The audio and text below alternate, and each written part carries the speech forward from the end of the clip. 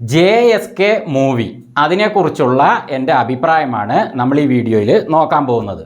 ഈ സിനിമയിൽ എനിക്ക് കുറേ ഉശിരൻ സംഭവങ്ങൾ ഞാൻ കണ്ടു, അതേസമയം കുറച്ച് പോരായ്മകളും തോന്നി.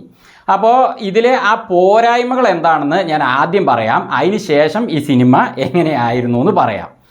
ആദ്യം തന്നെ ഈ സിനിമയിൽ ഒരു ആനിമേഷൻ കാണിക്കുന്നുണ്ട്. പേരിടുന്ന സമയത്ത് ഒരു മ്യൂസിക് അതേപോലെ ഒരു ആനിമേഷനൊക്കെ കാണിക്കുന്നുണ്ട്.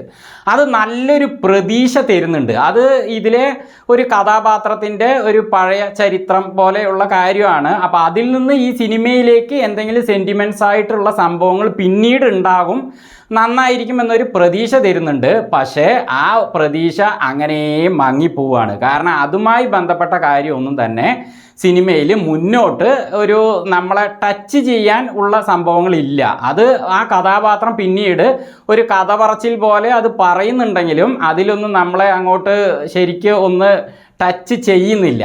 ഇനി രണ്ടാമത്തെ കാര്യം, ഈ സിനിമ തുടങ്ങുമ്പോൾ തന്നെ ഒരു പ്രധാന കാര്യത്തിലാണ് തുടങ്ങുന്നത് ഈ ഒരു ആനിമേഷന് ശേഷം. അപ്പോൾ ആ കാര്യത്തിൽ ഇതിലെ ഹീറോ സുരേഷ് ഗോപി ചേട്ടനാണെന്ന് എല്ലാവർക്കും അറിയാം. അപ്പോൾ സുരേഷ് ഗോപി സാറ് ഡേവിഡ് ആബേൽ ഡോണോവാൻ, അതാണ് കഥാപാത്രത്തിൻ്റെ പേര്, അഡ്വക്കേറ്റ് ഡേവിഡ്. അപ്പോൾ അഡ്വക്കേറ്റ് ഡേവിഡ് ആ കാര്യത്തിൽ ഭയങ്കര വീരശൂര വർത്തമാനവും വീരവാദവും ഒക്കെ പറയുന്നുണ്ട്. അവിടുന്ന് അങ്ങോട്ട് അദ്ദേഹം എന്തൊക്കെയോ ചെയ്യുമെന്ന് നമ്മൾ പ്രതീക്ഷിക്കുന്നുണ്ടെങ്കിലും ആ ഒരു കാര്യമേ ഈ സിനിമയിൽ പിന്നെ എന്തായിന്ന് ഒരു ഇതുമില്ലാത്ത പോലെ പോവാണ്. പിന്നീട് അഡ്വക്കേറ്റ് ഡേവിഡ് തന്നെ ഒരു പേപ്പർ എടുത്തിട്ട് ഇങ്ങനെ കാണിച്ചിട്ട്, ആ പേപ്പർ ബ്ലറായിട്ടാണ് കാണിക്കുന്നത്, സിനിമ കണ്ടവർക്ക് അറിയാം, അതിൽ അത്രയേ ഉള്ളൂ കാര്യങ്ങൾ എന്ന് അവസാനിപ്പിക്കുകയാണ്. പിന്നെ എന്തിനാണ് അങ്ങനെ ഒരു സംഭവത്തെ ഈ സിനിമയിൽ കാണിച്ചത്? അങ്ങനെ ഒരു കാര്യം ഈ കഥയിൽ എന്തിനു കൊണ്ടുവന്നു? അതുകൊണ്ട് ഈ സിനിമയുടെ കഥയായ ജാനകിയുമായിട്ടുള്ള സംഭവങ്ങൾക്കും എന്താണ് തമ്മിൽ ഭയങ്കരമായൊരു സംഭവം ഇവർക്ക് കൊണ്ടുവരാൻ തോന്നിയത് എന്ന് എനിക്ക് മനസ്സിലായിട്ടില്ല. കാരണം അതുമായി ബന്ധപ്പെട്ട് ഒരു പോലീസിനെ പിന്നീട് ഒരു വിവാഹ ഫംഗ്ഷൻ വേളയിൽ അഡ്വക്കേറ്റ് ഡേവിഡ് എടുത്ത് പൊക്കി താഴേക്ക് ഇടുന്നുണ്ട്. ആ ഒരു കാര്യം പറയാൻ വേണ്ടി മാത്രമാണെങ്കിൽ ആ ഒരു സംഭവത്തെ അത്രയും ബിൽഡപ്പൊക്കെ കൊടുത്തിട്ട് ആ സിനിമയിൽ തുടക്കത്തിൽ കാണിക്കേണ്ടായിരുന്നു. കാരണം എൻ്റെ അഭിപ്രായത്തിൽ ആ ഒരു കാര്യമേ ഒഴിവാക്കാമായിരുന്നു. വെറുതെ ആരെയൊക്കെ കുത്താൻ വേണ്ടിയിട്ട് കാണിച്ച പോലത്തെ ഒരു സംഭവമായി പോയി. അതേപോലെ ആനിമേഷനിലെ സംഭവം തന്നെ പിന്നീട് ഒന്നുകൂടി ഊർജിതപ്പെടുത്താമായിരുന്നു. ഈ രണ്ട് കാര്യങ്ങളും അവിടെ ഉണ്ടായില്ല. അഡ്വക്കേറ്റ് ഡേവിഡ് അങ്ങേര് ഇടവേള വരെ അങ്ങേര് തന്നെയാണ് ഇതിലെ ലീഡിങ് ഹീറോ ആയിട്ട്. പിന്നെ അവിടുന്ന് അങ്ങോട്ട് ഹീറോയിലെ ഒരു മാറ്റം വരികയാണ്. അതായത് ഇതിലൊരു ഫിറോസ് എന്ന കഥാപാത്രമുണ്ട്. അത് ആരാണെന്ന് എനിക്കറിയാം, അത് നിങ്ങൾ സിനിമ കണ്ട് മനസ്സിലാക്കുക. അപ്പോൾ ഈ ഫിറോസ് എന്ന കഥാപാത്രമാണ് ഇടവേളയ്ക്ക് ശേഷം കേസിൽ വഴിത്തിരിവൊക്കെ ഉണ്ടാക്കുകയും പിന്നീട് ഡേവിഡ് അതിലേക്ക് ജോയിൻ ചെയ്യുന്ന പോലെയാണ് വന്നിരിക്കുന്നത്. പക്ഷേ അത് അങ്ങനെയല്ല പ്രതീക്ഷിച്ചത്. ശരിക്ക് ഹീറോ ആയ അഡ്വക്കേറ്റ് ഡേവിഡ് എന്ന കഥാപാത്രം തന്നെ ഇടവേളയ്ക്ക് ശേഷവും താൻ എവിടെ വരെ എത്തിച്ചോ അവിടെ നിന്ന് അദ്ദേഹം തന്നെ ഒരു പ്ലാനിങ്ങിൽ തന്നെയാണ് ഇടവേള വരെ അങ്ങേര് എത്തിച്ച പോലെയാണ് ഇരിക്കുന്നത്. അപ്പോൾ ആ ഇടവേളയ്ക്ക് ശേഷം അങ്ങേര് തന്നെ അവിടുന്ന് അങ്ങോട്ടുള്ള കാര്യങ്ങളും ജാനകിയുടെ കാര്യത്തിൽ നേരിട്ട് ഇറങ്ങുമെന്നാണ് ഞാൻ പ്രതീക്ഷിച്ചത്. പക്ഷേ അതിന് പകരം വേറൊരു കഥാപാത്രം, ആ കഥാപാത്രം സിനിമയിൽ തുടക്കം മുതലേ ഉണ്ട് കേട്ടോ. പക്ഷേ ആ കഥാപാത്രം പിന്നെ വഴിത്തിരിവ് ഉണ്ടാക്കിയിട്ട് വേണോ ഈ ഡേവിഡ് പിന്നെ ഈ കേസിലേക്ക് കാര്യമായിട്ട് വരാൻ? അതിന് പകരം ഡേവിഡ് തന്നെയാണ് ആ കാര്യത്തെ ശരിക്കും ആ ഇടവേളയ്ക്ക് ശേഷവും കൊണ്ടുപോകുന്നത്. അതിലേക്ക് നമ്മുടെ ഫിറോസ് കഥാപാത്രത്തെ അദ്ദേഹത്തിന് വേണ്ടി മുന്നോട്ട് നീങ്ങുന്ന പോലെ വെച്ചിരുന്നെങ്കിൽ ഒന്നുകൂടി ഉഷാറാകുമായിരുന്നു. അപ്പോൾ ഹീറോ ഇടയ്ക്കൊന്ന് മിന്നിമറിഞ്ഞ് വരികയാണ് സിനിമയിൽ. മാധവ് സുരേഷ് ഗോപിയുടെ നവീൻ കഥാപാത്രം ഈ സിനിമയിൽ ഞാൻ കണ്ടിട്ട് എല്ലാ കഥാപാത്രങ്ങളും തന്നെ അവരുടെ പ്രസൻസ് അതേപോലെ ഡയലോഗ് ഡെലിവറി എല്ലാം ഉഷാറാണ്. അവർക്ക് കൊടുത്ത ഇതിലൊരു വാച്ച്മാൻ ഇടയ്ക്കിടയ്ക്ക് ജാനകിയെ ഇങ്ങനെ തുറിച്ച് നോക്കുന്നുണ്ട്. അതുപോലെ നമുക്ക് ഉൾക്കൊള്ളാൻ കഴിയുന്നുണ്ട്. അയാൾ എന്തുകൊണ്ട് നോക്കുന്നു, അതിൽ നിന്ന് ഒരു സമൂഹത്തിൻ്റെ ഒരു ചിന്തയൊക്കെ അയാളുടെ കണ്ണുകളിൽ നമുക്ക് കാണാൻ പറ്റും. രണ്ട് സീനിൽ അയാൾ വെറുതെ ഇങ്ങനെ നോക്കുന്നേ ഉള്ളൂ, അതുപോലെ നമുക്ക് പറ്റുന്നുണ്ട്. പക്ഷേ മാധവ് സുരേഷിൻ്റെ സ്ക്രീൻ പ്രസൻസ് എൻ്റെ അഭിപ്രായത്തിൽ വളരെ മോശം. ഡയലോഗ് ഡെലിവറി വളരെ മോശം.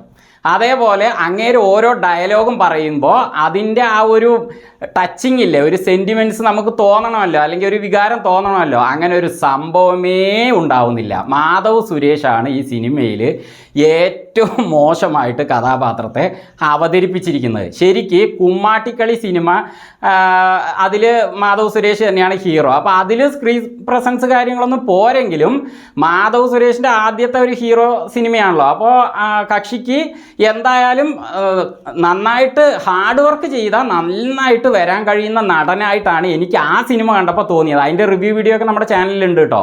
അപ്പോൾ ഞാനത് ആ റിവ്യൂവിൽ പറയുകയും ചെയ്തിട്ടുണ്ടായിരുന്നു. അപ്പോൾ ഈ സിനിമയിൽ എത്തുമ്പോഴേക്കും കക്ഷി നന്നായിട്ടുണ്ടാവുമെന്ന് കരുതിയാ ഇതിൽ കക്ഷി ഒന്നുകൂടി ബാക്കിലേക്കാണ് പോയിരിക്കുന്നത്. ആ സിനിമയുടെ അവസ്ഥയിൽ നിന്നും ബാക്കിലേക്ക് വളരെ ലാഘവത്തോടെയാണ് ഈ സിനിമയിൽ അങ്ങേര് അഭിനയിച്ചിരിക്കുന്നത്. ഇപ്പോൾ ഒരു ഉദാഹരണത്തിന് ഒരു ഡയലോഗ് പറയാന്നിരിക്കട്ടെ, അത് ഞാൻ തന്നെയാണ് സർ ചെയ്തത് എന്ന് പറയുന്ന ഡയലോഗാണ് ഇപ്പോൾ മാധവ് സുരേഷ് ഈ സിനിമയിൽ പറഞ്ഞിരിക്കുന്നതെന്ന് കരുതുക. പുള്ളി പറഞ്ഞിരിക്കുന്നത് അത് ഞാൻ തന്നെയാണ് സാർ ചെയ്തത് എന്ന് പറഞ്ഞിട്ട് മറ്റ് കഥാപാത്രങ്ങളെ അന്തം വിട്ട് അവരെന്താ പറയാൻ പോകുന്നതെന്ന് നോക്കിയിരിക്കുന്ന പോലെയുണ്ട്. അതായത് ആ ഒരു സ്ക്രീൻ പ്രസൻസ്, അതേപോലെ ഡയലോഗ് ഡെലിവറി, ഉള്ളുന്ന അത് വരുന്ന ആ ഒരു സംഭവങ്ങളൊന്നും തന്നെ കാണാനില്ല. ഞാനിവിടെ വെറുതെ ഒന്ന് കാണിച്ചു എന്നേ ഉള്ളൂ. അത് ശരിക്കും നമ്മൾ കുറേ പ്രാക്ടീസ് ചെയ്താൽ അത് നല്ല രീതിയിൽ പുള്ളിക്ക് കൊണ്ടുവരാൻ പറ്റും. അതിനുവേണ്ടി ഞാൻ പറഞ്ഞു എന്നേ ഉള്ളൂ. ഇങ്ങനെ ഒരു ഡയലോഗൊന്നും ഈ സിനിമയിലില്ല കേട്ടോ. അപ്പോൾ കക്ഷി ഈ കാര്യത്തിൽ ഒന്നുകൂടി സ്വയം ഹാർഡ് വർക്ക് ചെയ്ത്, അതായത് അദ്ദേഹം ചെയ്യുന്ന സിനിമകളെ താൻ തന്നെ സ്ക്രീനിൽ നോക്കുമ്പോൾ മറ്റ് കഥാപാത്രങ്ങൾ എങ്ങനെയാണ് ചെയ്യുന്നത്, അതിൽ നിന്ന് താൻ എന്താണ് വ്യത്യസ്തമായിട്ട് ചെയ്തു വെച്ചിരിക്കുന്നത് എന്ന് നോക്കി വിലയിരുത്തി കഴിഞ്ഞാൽ കക്ഷിക്ക് തന്നെ ഹാർഡ് വർക്ക് ചെയ്ത് ഇതൊക്കെ ശരിയാക്കാൻ പറ്റും. കാരണം സുരേഷ് ഗോപി ചേട്ടൻ്റെ മോനാണല്ലോ മാധവ് സുരേഷ്. അപ്പോൾ അതിന് അദ്ദേഹത്തിന് സാധിക്കട്ടെ എന്ന് ആഗ്രഹിക്കുകയാണ്. ഇതൊരു ആക്ഷൻ ത്രില്ലർ ഡ്രാമ ആയിട്ട് ഉള്ള സിനിമയാണെന്ന് പറഞ്ഞിട്ടാണ് ഇറങ്ങിയിരിക്കുന്നത്. ഇതിൽ ആക്ഷൻ ഉണ്ട്, പക്ഷേ ആക്ഷനൊന്നും അത്രയ്ക്ക് സുഖമുള്ളതായിട്ട് എനിക്ക് തോന്നിയില്ല. പക്ഷെ അതേസമയം വേറെ ചില കാര്യങ്ങൾ നന്നായിട്ടുണ്ട്. ഒന്നുകൂടി ഇതിലെ ആക്ഷൻ ഊർജിതപ്പെടുത്താമായിരുന്നു, നന്നാക്കാമായിരുന്നു. പിന്നെ ഇതിൻ്റെ കഥ, തിരക്കഥ, അതേപോലെ ഡയറക്ഷൻ ഒക്കെ ചെയ്തിരിക്കുന്നത് പ്രവീൺ നാരായണനാണ്. കക്ഷി ഞാൻ നേരത്തെ പറഞ്ഞ ആ 2 സംഭവങ്ങളുണ്ടല്ലോ, ആനിമേഷനും അതേപോലെ പിന്നെയുള്ള ഒരു കാര്യമൊക്കെ, അതൊക്കെ ഇതിൽ പുള്ളി കൊണ്ടുവരുന്നുണ്ടെങ്കിൽ അത് ഈ കഥയുമായി ബന്ധപ്പെട്ട് നമുക്ക് ശരിക്കും അങ്ങോട്ട് ഉൾക്കൊള്ളാൻ പറ്റുന്ന രീതിയിൽ ആക്കാമായിരുന്നു. അത് ചെയ്തിട്ടില്ല. പിന്നെ അതേപോലെ തന്നെ അദ്ദേഹം ബാക്കിയുള്ള കഥാപാത്രങ്ങളുടെ കാര്യത്തിലൊക്കെ ഡയറക്ഷൻ നന്നായി ചെയ്തിട്ടുണ്ട്. പക്ഷെ മാധവ് സുരേഷിൻ്റെ കാര്യത്തിൽ അദ്ദേഹം ഒന്ന് ശ്രദ്ധിക്കാമായിരുന്നു. കാരണം സ്ക്രീനിൽ നോക്കുമ്പോൾ അറിയാമല്ലോ ആ പ്രസൻസിൻ്റെ വ്യത്യാസം. പിന്നെ ഇതിൽ ജാനകി കഥാപാത്രം ചെയ്തിരിക്കുന്ന അനുപമ പരമേശ്വരൻ, അവരെങ്ങനെയായിരുന്നു ഞാൻ പിന്നെ പറയാം. അവരിതിൽ ഇടവേളയ്ക്ക് ശേഷം ഒരു സീനിൽ ഒരാളവിടെ കെട്ടിയിട്ടിട്ടുണ്ട്, അയാളവിടെ ഇരിക്കുകയാണ്. അയാളുടെ മുന്നിലെത്തുമ്പോൾ ഇവരുടെ ആ വേദന, ദേഷ്യമൊക്കെ അവർ കാണിക്കണം. അതിന് അവർ ഒറ്റ കാറിൽ ആന്ന് പറഞ്ഞിട്ട് കാറുകയാണ്. ആ കാറുന്നതിന് പകരമായിട്ട് അയാൾ ഇരിക്കുന്ന ആളുടെ മുഖത്തേക്ക് ഒറ്റൊന്ന് കൊടുത്തിട്ട് ആ ദേഷ്യഭാവം കാണിച്ചാൽ ഒന്നുകൂടി നന്നാകുമായിരുന്നു എന്ന് തോന്നി. അവിടെ ആ കാറിൽ വേണമായിരുന്നോ? അതെനിക്കെന്തോ വലിയൊരു സുഖം തോന്നിയില്ല. അതേപോലെ വേറെ ചില ഭാഗങ്ങളിലും അവർ കാറുന്നുണ്ട്, അത് പിന്നെയും നമുക്ക് ഉൾക്കൊള്ളാം. ആ ഒരു സീനിൽ അവർ എന്തിനാ അങ്ങനെ കാറിയത് എന്ന് തോന്നിപ്പോയി. അപ്പോൾ ഇതൊക്കെയാണ് എനിക്ക് ഈ സിനിമയിൽ പോരായ്മകളായിട്ട് തോന്നിയത്. ഇനി ഈ സിനിമ എങ്ങനെയായിരുന്നു എന്നതിലേക്ക് കടക്കാം.